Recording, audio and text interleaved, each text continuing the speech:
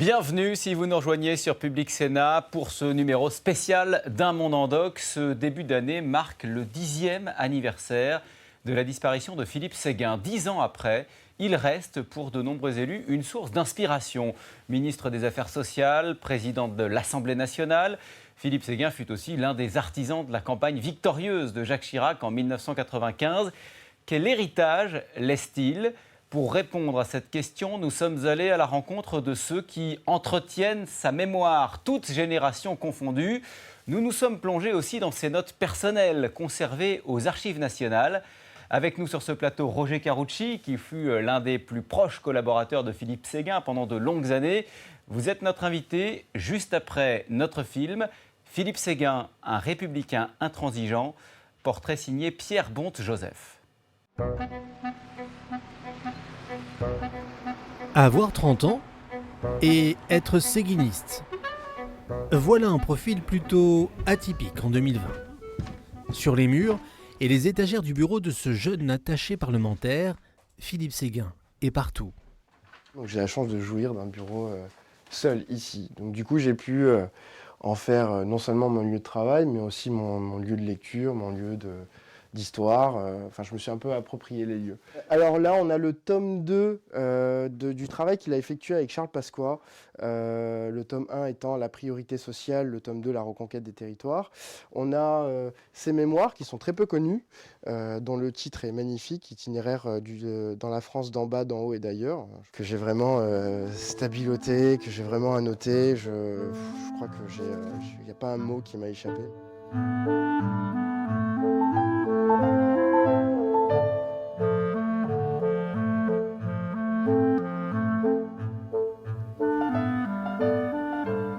Samir Rimini, enfant des quartiers populaires d'Arras, devenu étudiant en sciences politiques, a découvert Philippe Séguin sur le tard, lors d'un débat face à Jean-Pierre Chevènement, vu presque par hasard sur Internet. Dans ce débat, il redéfinissait un peu l'ensemble des valeurs qui nous habitaient tous, et l'idée selon laquelle nous étions tous liés. De manière fraternelle ou non, mais nous étions tous liés, il y a un trait d'union qui nous lie les uns aux autres, et c'était la République. Et ça, aujourd'hui, on l'entend de moins en moins. Né en 1943 à Tunis, Philippe Séguin grandit dans une Tunisie sous protectorat français, avant de rejoindre la France. Pied noir issu d'une famille modeste, à force de travail et de persévérance, il entre à l'ENA et rejoint le mouvement gaulliste. Séguin était gaulliste, profondément gaulliste, et avait la nostalgie de ne pas avoir vécu à cette période. Il rêvait de cette période où un homme seul avait reconquis la liberté du pays. C'était un romantique un peu de la politique, Philippe Séguin. Le mot-clé de Séguin, c'est républicain, la République. Autrement dit, il croyait qu'au départ de tout, il y a le citoyen. Et lorsqu'il étudiait des dossiers, il regardait des sujets, il faisait des discours, tout commençait, avait pour départ le citoyen. 1978, le jeune protégé de Christian Poncelet fait ses premiers pas en politique, dans les Vosges. Philippe Séguin a 35 ans lorsqu'il devient député, une campagne dont Jean de Boishue se souvient. J'ai un souvenir extraordinaire de cette nuit. Ça a commencé tard, je me souviens, avec une tempête effroyable dehors.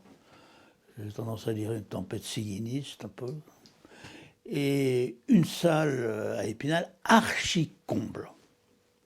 Il y avait comme un miracle de voir cet homme qui n'était pas du tout d'Épinal, bien entendu, qui est arrivé de Tunisie de son enfance, qui, dans cette région plutôt austère, plutôt ramassée sur le territoire, avait fait à Séguin une espèce de fête et ovation, sans qu'il soit même encore élu. Et je me souviens d'une réunion intense et chaleureuse. J'ai dit intense et chaleureuse parce que finalement, c'est toujours ce que Séguin a laissé dans le cœur des gens, quelque chose d'intense et de chaleureux.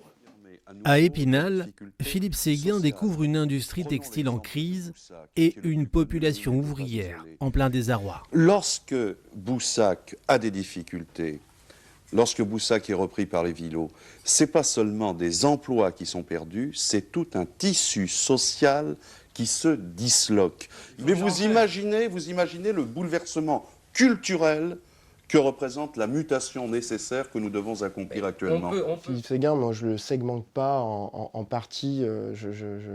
Je sépare pas son engagement en catégories. Moi, j'essaie de prendre sa philosophie politique dans sa globalité. Et je note une chose, c'est qu'il a toujours eu un regard bienveillant à l'égard de ceux qui n'avaient rien, sans être dans l'insulte de ceux qui avaient tout. Donc, il essayait de conjuguer tout le monde pour leur rappeler que nous étions tous concernés par la communauté française. 1986, première cohabitation. Philippe Séguin est logiquement nommé ministre des Affaires sociales de Jacques Chirac.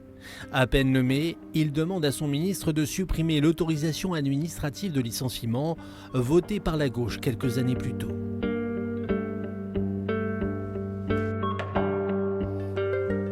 Arnaud Tessier a longtemps travaillé aux côtés de Philippe Séguin. Aujourd'hui, il est fidèle à sa mémoire, un héritage conservé aux Archives nationales. Alors voilà le projet de loi sur l'apprentissage, le discours qu'il doit prononcer le 1er juillet 1987, où on voit ses corrections. C'est quelque chose d'assez exceptionnel. On voit sur certaines mentions, il rajoute des chiffres très précis, des pourcentages pour étayer son propos. Philippe Séguin reçoit un ministère énorme des Affaires sociales pour porter des projets qui sont en partie inspirés par le libéralisme qui triomphe à cette époque aux États-Unis et en Grande-Bretagne. Il porte les lois qu'on lui demande de porter, mais dans le même mouvement, il essaie de porter d'autres projets qui lui paraissent plus sociaux, il essaie de préserver un certain nombre d'acquis, et en particulier, il essaie de sanctuariser tout le domaine de la protection sociale, de la sécurité sociale, dont il ne veut pas quand il veut protéger les principes fondamentaux qui datent de 1945, parce qu'il considère que c'est une des bases de la démocratie française. Il dit « je veux l'urgence sur tous mes textes », et puis souligner « il faut leur mettre ça dans la tête », car sinon, pas de remontée de l'emploi, et si pas de remontée de l'emploi, pas de victoire électorale. On sent qu'il sait aussi que c'est la petite... c'est un peu le mot qui va les faire bondir et qui va les faire un peu réagir. On a un rencard par là, Simone Veil par ici, et voilà Philippe Séguin. 197, voilà. Donc c'est le discours qui nous intéresse, c'est le 222.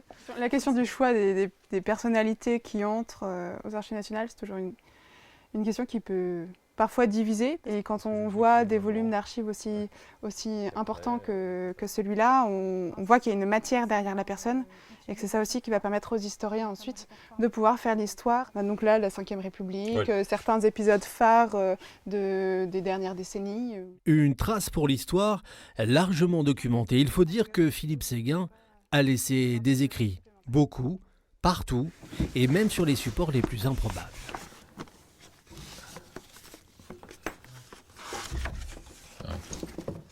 Voilà, et en fait, ça démontre un peu qu'il était en train d'écrire sur tout ce qui... Il a pris des notes sur un dessin qui lui a probablement été adressé par sa dernière fille. Un de ses enfants, ouais. Voilà. C'est surtout sur les billets de foot. Je pense qu'il y a aussi des notes comme ça. Les idées n'ont pas forcément de lien. On ne trouve pas de lien entre la première et la deuxième page. C'était une grosse machine intellectuelle. Oui. Ça tournait tout le temps. Alors c'est ce qu'il faisait, qu'il était quelquefois un peu pénible dans le travail, parce que ça ne s'arrêtait jamais. Moi, j'allais voir Séguin des soirs d'automne ou d'hiver où il pleuvait, il faisait froid, je venais dans son bureau, il était de mauvaise humeur, et il me reprenait à brousse-poil, et puis en sortant, il me donnait un travail de 10 pages pour le lendemain matin. C'était un patron extrêmement dur. Eh bien, Dieu sait que je lui suis reconnaissant, et parce que je sais qu'il faisait ça parce qu'il croyait que c'était nécessaire, utile, etc. Il ne laissait pas beaucoup de place aux sentiments. Et pourtant, c'était une âme extrêmement tendre. C'est quelqu'un qui aimait sourire aux gens, mais dès qu'il s'agissait de travail, ce qu'il considérait son devoir, il était dur et insupportable. Ça, c'est le carton sur sa prise de position le référendum du traité de Maastricht. Un travailleur infatigable qui ne renonce jamais. 1992, le traité de Maastricht, acte fondateur de la monnaie unique, est soumis à référendum. Philippe Séguin aux côtés de Charles Pasqua et de Philippe de Villiers, va se lancer dans une bataille contre le traité que d'aucuns pensent perdu. Et d'ailleurs, il doit y avoir des notes derrière. Et justement, on lui a reproché. Voilà.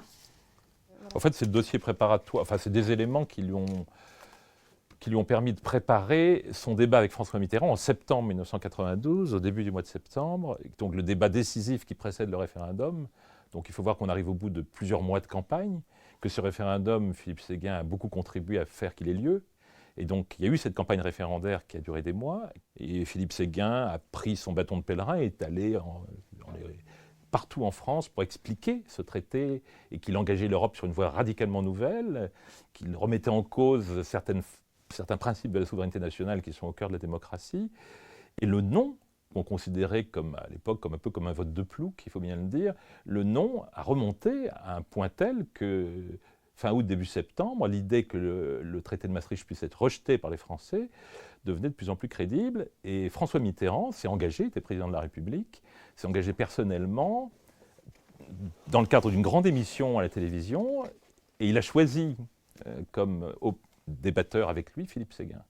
C'était assez émouvant parce qu'on voyait un Séguin en difficulté, ce qui n'était pas du tout son genre, c'est pas du tout ce qu'il aimait, mais on voyait aussi que le respect de l'institution était pour lui beaucoup plus fort que le besoin politique d'enfoncer François Mitterrand, beaucoup plus fort. En vous entendant, Monsieur le Président, je comprends pourquoi le débat national a tant de peine à se nouer. Vous cherchez à me convaincre, et à travers moi les Français, de la nécessité de la construction européenne. Peine perdue, nous en sommes les premiers convaincus. Ce que nous contestons, c'est le mode de construction qui était retenu. C'est de cela que nous entendons débattre. Il a prévu que François Mitterrand va essayer de déplacer le sujet en disant « c'est les Européens et les anti-européens ». Alors que Philippe Séguin, son argument, c'est de dire « c'est pas qu'on est pour ou contre l'Europe ».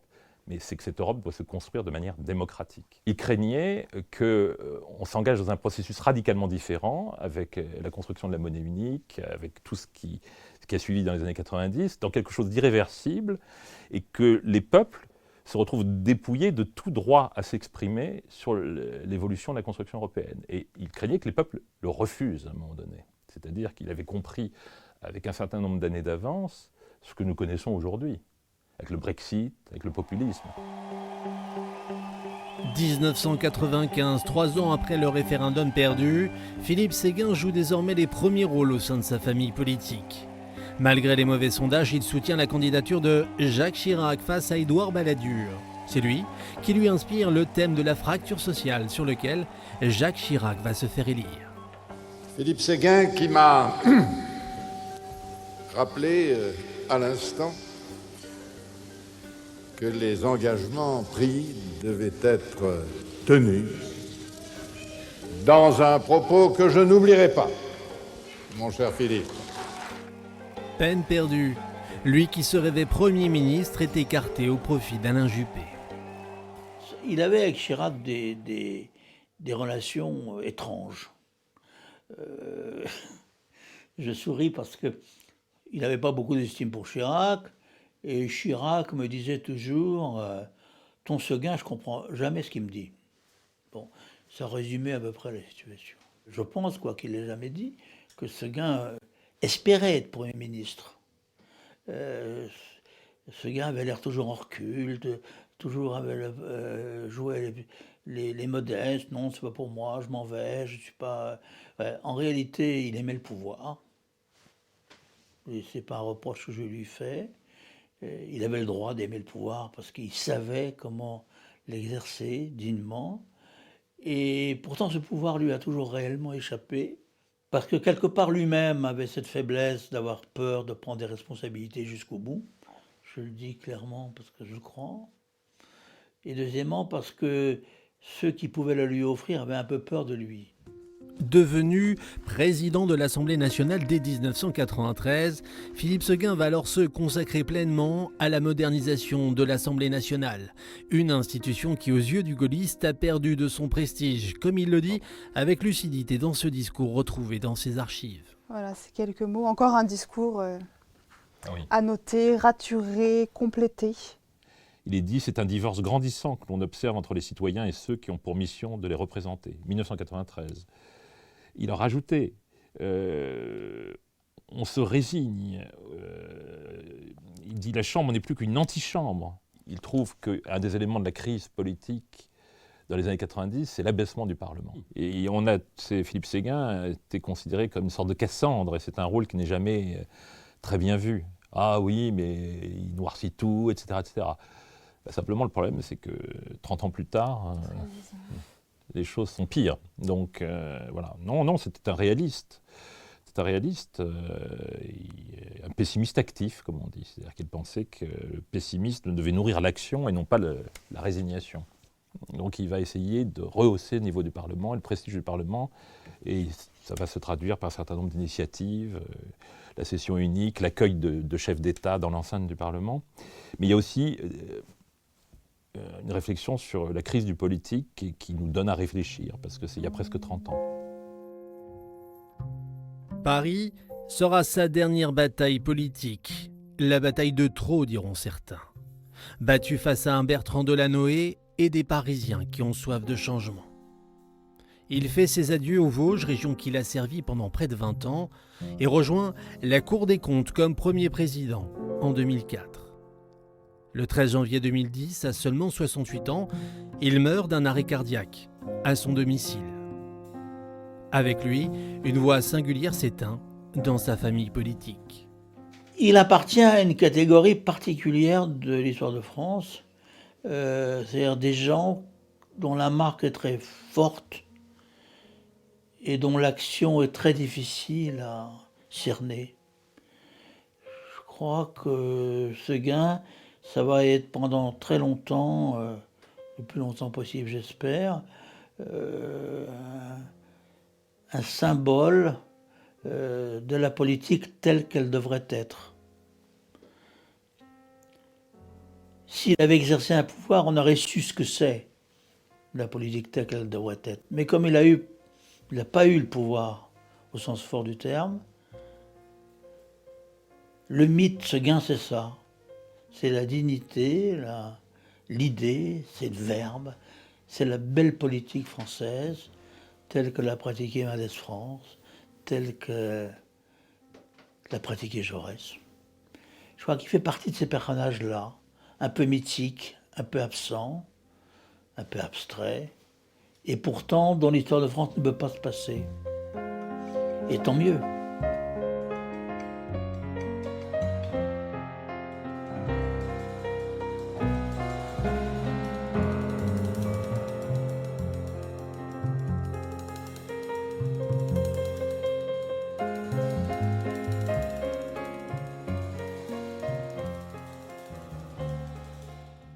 Voilà, une voix, un caractère, une autorité et ce destin inachevé. Est-ce d'abord cela qui fascine chez Philippe Séguin? Il vient de nous être décrit comme un romantique en politique. Était-il un nostalgique ou un visionnaire? Bien qu'il n'ait pas accédé aux plus hautes fonctions, il reste une référence pour de nombreux élus. Mais a-t-il des héritiers dans notre paysage politique bouleversé? Voilà quelques-unes des questions que nous laisse ce film Philippe Séguin, un républicain intransigeant, signé Pierre Bonde-Joseph. Et pour prolonger, nous sommes en compagnie de Roger Carucci. Bonjour. Bonjour. Sénateur des Hauts-de-Seine, vous avez été l'un des plus proches collaborateurs de Philippe Séguin depuis le milieu des années 80. Pour vous d'abord, qu'est-ce qui faisait de lui une personnalité politique unique, à part? D'abord, c'était et avant tout un intellectuel, peut-être un peu égaré en politique. C'était une voix, un excellent orateur, et c'était une pensée très visionnaire. C'était pas du tout un nostalgique, et je réfute le mot de romantique. C'était pas un romantique, c'était une vigie. C'était quelqu'un d'extrêmement inquiet, tout le temps, surtout, y compris et d'abord pour son pays. Son inquiétude, c'est ce qui fait qu'il apparaît quand même assez souvent comme mélancolique. C'est assez bien rendu dans le film. Mélancolique ou, pour certains, notamment pour Jacques Chirac, il apparaissait comme le casse-pied, c'est-à-dire celui qui venait régulièrement dire « ça ne va pas, on va dans le mur », etc. Un râleur. Oui, mais un râleur, pas sur du détail, un râleur parce que dans sa tête, il avait le sentiment que la République était en jeu, que le pays était en jeu, et il ne pouvait pas s'empêcher de le dire. Même quand certains lui disaient « tais-toi, ne dis rien, parce que sinon... » Le milieu politique n'aime pas toujours les Cassandres. Ça arrivait souvent, ça, notamment de votre part, de lui dire « taisez-vous ». C'était difficile de lui dire taisez-vous. Mais de lui dire, président, je le sens pas, oui, souvent. C'est pas pour ça qu'il m'écoutait, mais plusieurs fois on a partagé des moments d'inquiétude ou des moments d'émulation, d'ambition, etc. Mais c'est quelqu'un qui était à la fois fascinant et difficile. Vous dites que ce n'était pas un nostalgique. Non. N'empêche que, voilà, il y avait le gaullisme. Et Oui. il s'est dit dans le film, il aurait bien aimé quand même, voilà, il aurait rêvé d'être de cette aventure. Bien sûr, mais c'était plus par rapport à son père, qu'il n'avait pas connu, qui était mort pendant la guerre. C'était plus ça, mais c'était pas du tout le côté est-ce que j'aurais préféré faire de la politique dans les années 30-40 ? Non, pas du tout. Ouais, C'était très 5e République. Là, vous touchez un point effectivement de psychologie qui Oui. est important, qui n'est Oui. pas forcément d'ailleurs présent dans le film. Il faut peut-être rappeler donc, l'importance de ce père disparu. Son père est mort au combat en 1943, l'année de sa naissance, et par définition, il ne l'a jamais connu. Donc, effectivement, orphelin, il a été décoré après la guerre au nom de son père, si je puis dire. Donc, il a en plus ce côté, il a vu ça de près, quoi, être décoré au nom de son père qu'il n'a jamais connu, qui est mort au combat.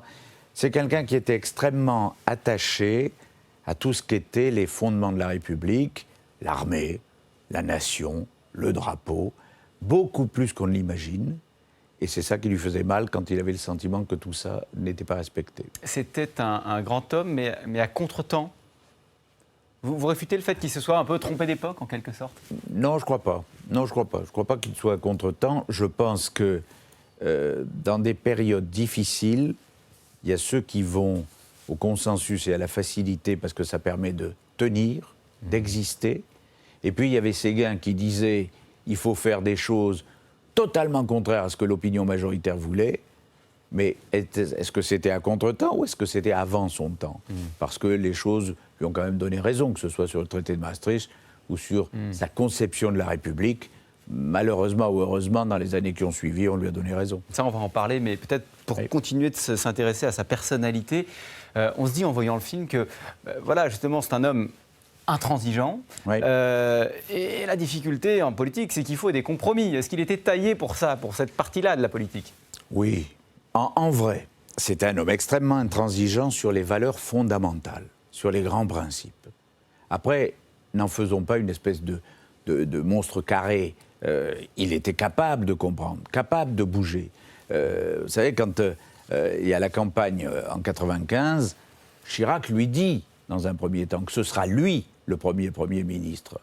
Et puis, le temps passe, et au bout d'un mois ou deux, Chirac le voit et lui dit les milieux bancaires, financiers s'inquiètent si c'est toi, tu étais contre Maastricht, ils ont peur de ce qui peut se passer au niveau européen.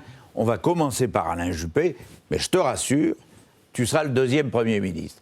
La déception est profonde, mais pourtant, Séguin, dans toute cette campagne, avait montré que, même si parfois les propos de Chirac n'étaient pas ce que lui, Séguin, aurait tenu, il acceptait en se disant il faut qu'il arrive au sommet de l'État, Chirac, pour que justement on change de politique. Il était capable de comprendre, Oui, voilà, oui. ce qui fait la politique. Alors après, il ne fallait pas lui demander de renier ses principes. Ça ne pouvait être que des accords sur des politiques conjoncturelles, mais pas sur les principes. Sur les principes, sur la République, la nation, le drapeau, le rôle de la France, il n'y avait pas de transaction possible. Ce côté très imprévisible, c'était une force ou une faiblesse ? Colérique, oui. Fort en gueule, oui. Imprévisible, non. Prévisible dans ses colères. Oui, c'est ça. Non, mais vous en avez suivi quelques-unes. Oui, mais alors... et parfois, moi, je disais, si c'est ça, je vous pose mon cartable, je m'en vais. Et puis, 10 minutes après, il m'appelait en disant, vous ne pouvez pas me faire ça. Bon, alors, on reprenait un café. Bon, très bien, entre Méditerranéens, ça se passait comme ça. Mais ce n'était pas un homme imprévisible. On savait ce qui le heurtait, et certains en profitaient. Pour dire, vous allez voir, on va lui mettre ça sur la tête, il va surréagir et ça va le disqualifier pour telle ou telle fonction. Donc voilà. Un des points qui ressort beaucoup dans le film, et vous l'avez évoqué, c'est son côté Cassandre, rappelé par Arnaud Tessier. D'ailleurs, lui, est-ce qu'il se percevait comme ça, comme le prophète de malheur ? Non, c'était sa vie. C'était pas un optimiste, c'était pas un convivial et c'était pas un consensuel. C'est-à-dire exactement ce qu'il ne faut pas dans le milieu politique. C'était un homme c'était pas un homme de réseau. À plusieurs reprises, il me demande d'organiser des réseaux de parlementaires, des réseaux de jeunes. On l'a fait. Et puis dès qu'ils étaient faits, il me disait, bon, Roger, vous vous en occupez, vous les animez, vous les réunissez. Je lui dis, non, mais c'est vous le patron, dites, c'est vous qui veulent le voir. Ça lui cassait les pieds. Bon. Donc c'est pas facile de gagner et d'être...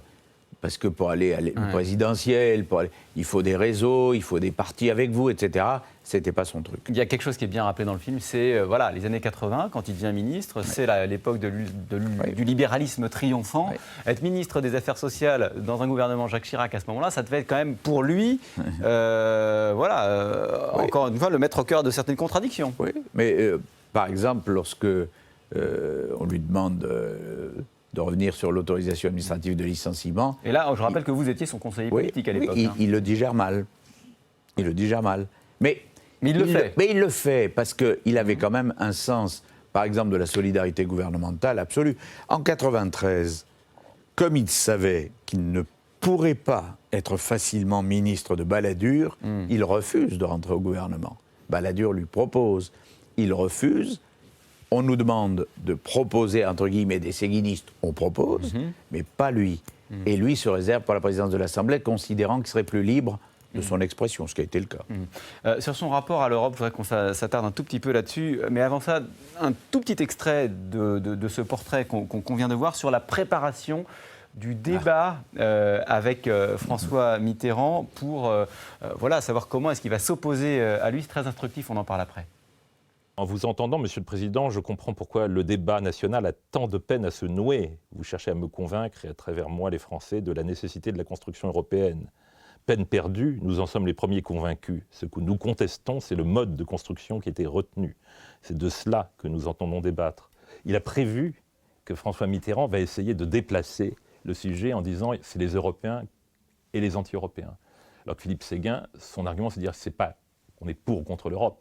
Mais c'est que cette Europe doit se construire de manière démocratique. Il craignait qu'on s'engage dans un processus radicalement différent avec la construction de la monnaie unique, avec tout ce qui a suivi dans les années 90, dans quelque chose d'irréversible, et que les peuples se retrouvent dépouillés de tout droit à s'exprimer sur l'évolution de la construction européenne. Et il craignait que les peuples le refusent à un moment donné. C'est-à-dire qu'il avait compris, avec un certain nombre d'années d'avance, ce que nous connaissons aujourd'hui.